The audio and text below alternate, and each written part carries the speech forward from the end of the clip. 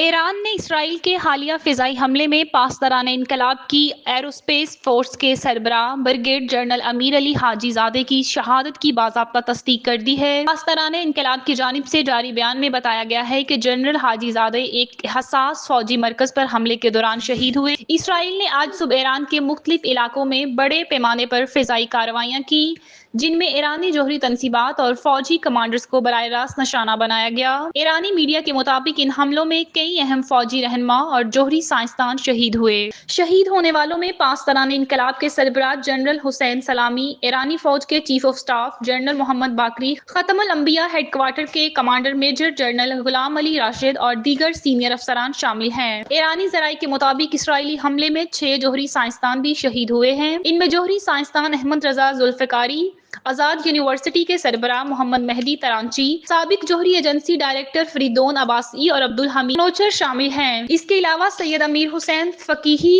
اور مطالبی زادہ کے نام بھی شہداء کی فہرست میں شامل کیے گئے ہیں۔ یہ حملے ایران اور اسرائیل کے درمیان جاری کشیدگی میں ایک نیا اور خطرناک موڑ ہیں، جس کے نتیجے میں پورے خطے میں جنگی صورتحال مزید سنگین ہو گئی ہے۔ بین الاقوامی مبصرین کے مطابق یہ واقعہ نہ صرف مشرق وسطیٰ بلکہ دنیا بھر کے امن کے لیے ایک خطرناک اشارہ ہے۔